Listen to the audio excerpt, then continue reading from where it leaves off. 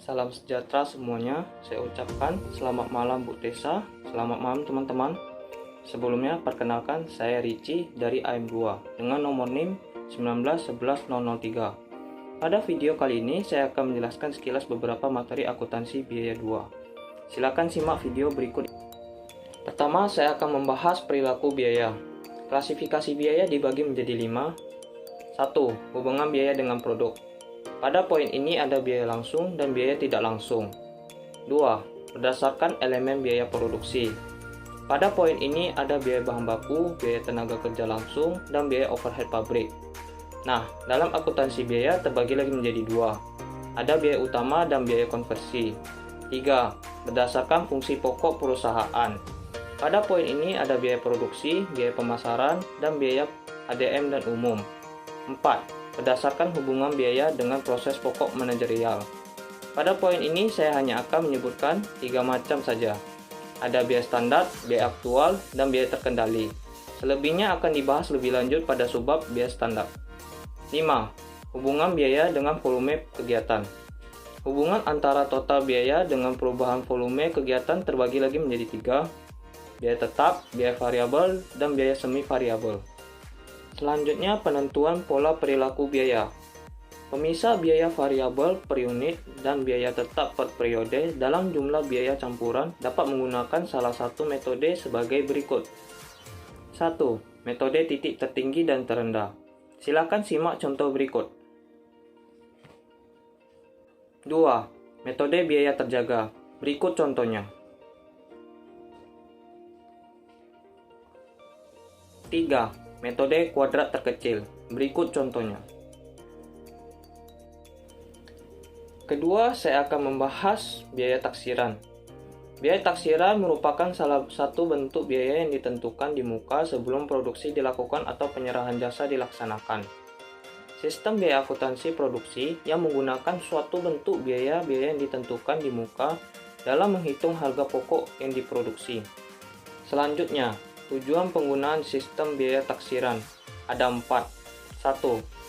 Untuk menghindari biaya relatif besar dalam pemakaian sistem biaya standar. 2. Untuk jembatan menuju sistem biaya standar. 3. Untuk pengendalian biaya dan analisis kegiatan. 4. Untuk mengurangi biaya akuntansi. Ketiga, saya akan membahas biaya standar.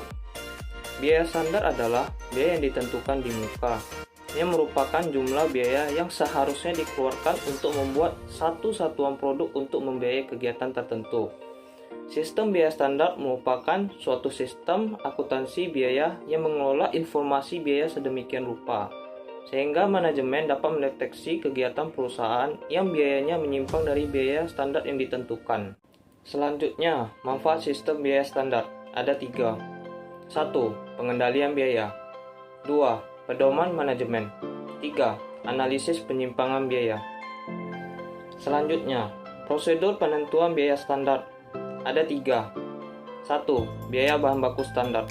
Terdiri dari kuantitas standar dan harga standar. 2. Biaya tenaga kerja standar. Terdiri dari jam tenaga kerja standar dan tarif upah standar. 3. Biaya overhead pabrik standar. Terdiri dari jumlah biaya overhead yang dianggarkan pada kapasitas normal dibagi kapasitas normal.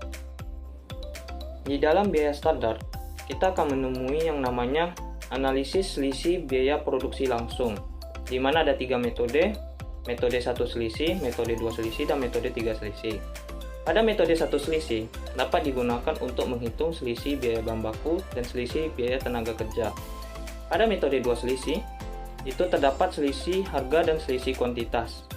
Pada metode 3 selisih, kita harus menentukan kondisi soal ada di mana, dan kita harus tahu selisihnya itu laba atau rugi. Keempat, saya akan membahas ABC atau Activity Based Costing. ABC digunakan untuk mengalokasikan semua biaya berdasarkan sumber daya yang digunakan untuk menjalankan aktivitas yang berkaitan dengan produk dan jasa yang disediakan bagi pelanggan. Selanjutnya, manfaat sistem ABC ada 3. 1. Memperbaiki mutu pengambilan keputusan. 2. Membantu mengidentifikasi ketidakefisienan yang terjadi dalam proses produksi. 3. membantu mengendalikan biaya, terutama biaya overhead pabrik. Selanjutnya, perbedaan sistem tradisional costing dan ABC. Ada 4. Silakan perhatikan tabel yang disajikan.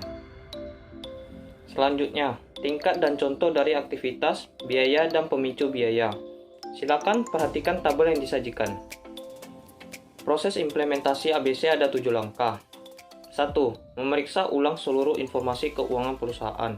2. Menentukan tujuan penerapan sistem ABC. 3. Menetapkan aktivitas utama yang menyebabkan perubahan pada beban tidak langsung atau overhead. 4. Menghubungkan biaya tidak langsung dengan aktivitas. 5. Menghitung biaya tidak langsung yang dibebankan pada setiap objek biaya. 6. Menghitung total biaya untuk setiap objek biaya. 7. Menggunakan hasil perhitungan ABC tersebut untuk melakukan perbaikan dan pengambilan keputusan yang relevan.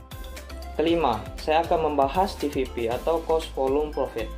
Analisis TVP merupakan suatu alat yang sangat berguna untuk perencanaan dan pengambilan keputusan. Analisis ini menekankan pada keterkaitan biaya, kuantitas yang terjual, dan harga. Dalam analisis ini kita mengenal adanya titik impas atau break-even point. BIP itu adalah keadaan di mana perusahaan tidak mengalami laba atau rugi. Lalu, ada 2 metode pada CVP. 1. Metode persamaan. Rumus.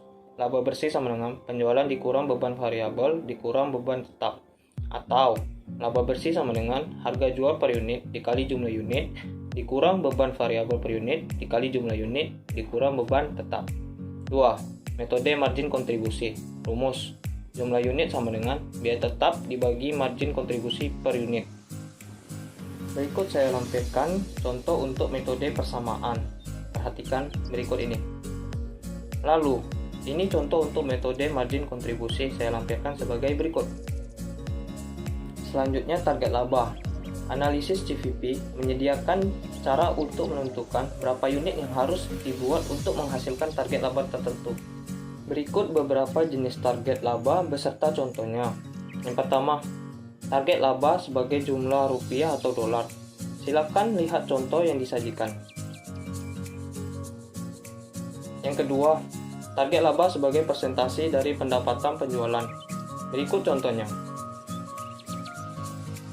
Yang ketiga, target laba setelah pajak. Berikut contohnya. Keenam, saya akan membahas biaya pemasaran.